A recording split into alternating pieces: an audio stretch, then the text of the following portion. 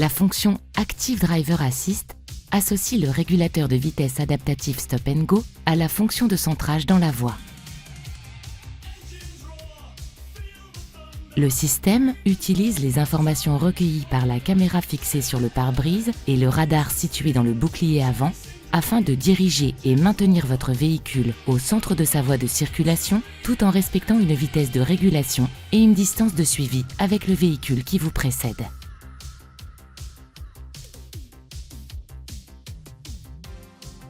En cas d'arrêt du véhicule suivi, le système peut freiner votre véhicule jusqu'à son arrêt complet puis le faire repartir. L'Active Driver Assist peut également adapter la vitesse de votre véhicule à la vitesse figurant sur les panneaux de signalisation routière de façon automatique ou après validation par le conducteur. Enfin, le système peut utiliser les données cartographiques connectées pour anticiper les événements de conduite tels qu'un changement de limitation de vitesse ou l'approche d'un virage ou d'un rond-point et adapter automatiquement la vitesse de votre véhicule. Pour mettre en service l'Active Driver Assist, appuyez sur ce bouton autant de fois que nécessaire pour sélectionner la fonction. Ces témoins apparaissent alors au tableau de bord. Sélectionnez ensuite votre vitesse de régulation à l'aide de ces contacteurs. Notez que le régulateur adaptatif Stop and Go peut être activé de 0 à 180 km/h. Le régulateur de vitesse adaptatif Stop and Go est à présent opérationnel.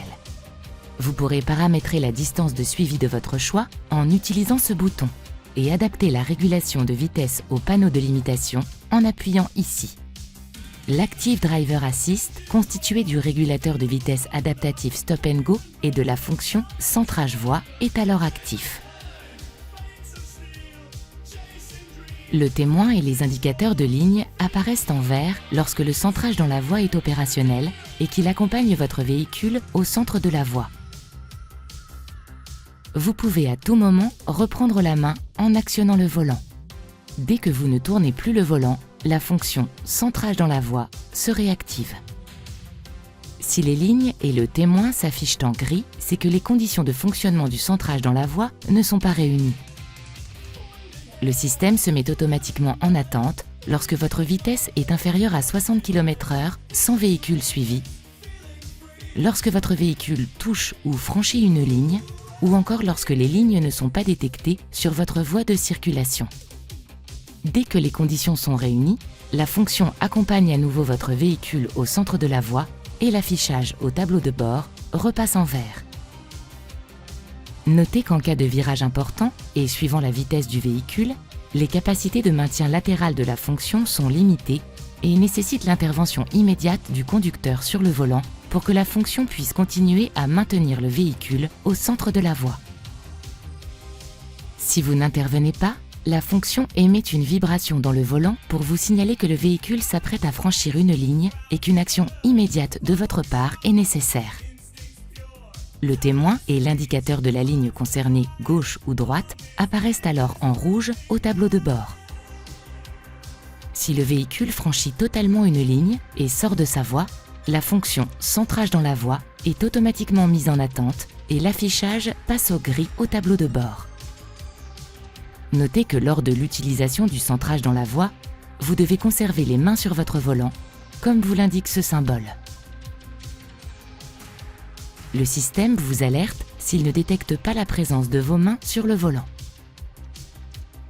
Après 15 secondes, le message « Gardez les mains sur le volant » apparaît en jaune au tableau de bord. Au bout de 30 secondes, ce témoin et le message apparaissent en rouge au tableau de bord, accompagné d'un signal sonore dont l'intensité augmente progressivement. Au bout de 35 secondes, les sources audio se mettent en veille et l'alerte sonore retentit en continu.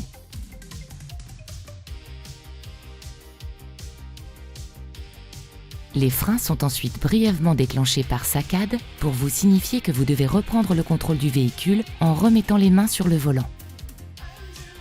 En l'absence de réponse, l'Active Driver Assist active les feux de détresse et ralentit le véhicule jusqu'à son arrêt complet. Vous pouvez interrompre à tout moment cette manœuvre et l'Active Driver Assist en remettant les mains sur le volant ou en freinant. En cas d'arrêt, les feux de détresse restent allumés. Le message « Centrale voie désactivée » apparaît en rouge au tableau de bord et ce témoin s'éteint. Pour réactiver l'Active Driver Assist, basculez le levier de vitesse en position D. Poussez ce bouton vers le haut ou vers le bas. Enfin, pour désactiver l'Active Driver Assist, appuyez sur ce contacteur. La fonction régulateur de vitesse adaptatif Stop and Go et la fonction centrage dans la voie se désactivent simultanément. Pour le bon fonctionnement du système, veillez à ce que la caméra et le radar ne soient pas occultés par d'éventuelles saletés, boue ou neige par exemple. La fonction peut être temporairement perturbée lorsque la visibilité de la route est mauvaise ou qu'elle comporte des virages en épingle. De plus, vous devez désactiver l'Active Driver Assist si vous tractez une remorque. Notez que la caméra et le radar ne détectent que les véhicules roulant dans le même sens que vous.